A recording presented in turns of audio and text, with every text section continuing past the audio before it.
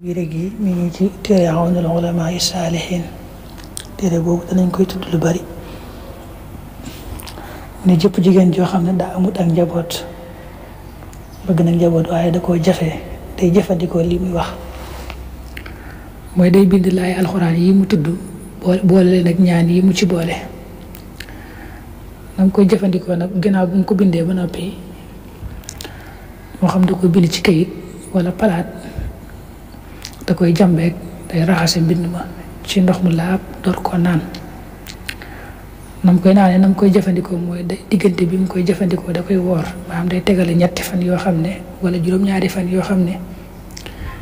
da koy woor saa yu dog nag léegi doge saafara si te lam ci yéene mooy njaboot gu barkeel loolu dong mu la yéene buy naan saafara si mais ci sartam nag jigéen ji moom doon ab julli dëgg-dëgg doon ko nangoo jaamu yàlla nee na bu defee lii mu wax yàlla dana ko nangul ak ñaanam moom lay wax naan yuktabu laha wa tashrabuhu bi ma in tahir wa tasumul mar ma bayna isticmaali hadi aya ila 3 ayaami aw 7 wa tafturu bi niyati xaasa bi sharti an takuna mar'a muslima aabidatan saaliha yastajibu llahu duaaha yàlla dana nangu ak ñaanam te nit ne mu jarrab mooy loo xam ne dañ ko natta yoon def ko gis ko la mu bind nag moo nekk noonu day tàmbalee bismillahi rahmaani rahim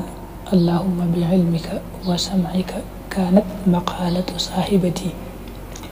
wa istitaalatuha alayya bi ni'amika allati an'amtaha alayya noonu la tàmbalee waaye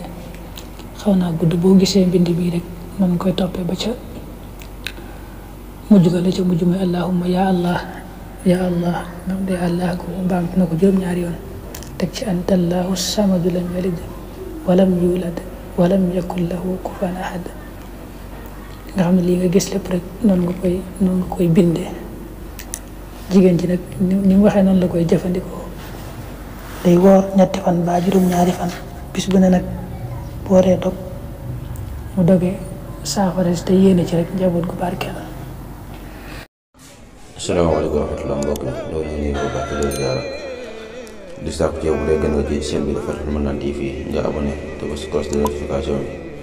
bi ngir bépp vidéo boo xam dugal nañ ko la woon boo ko njëkk a jot te di ko yaatal baax a baax jaa ngeen jëf.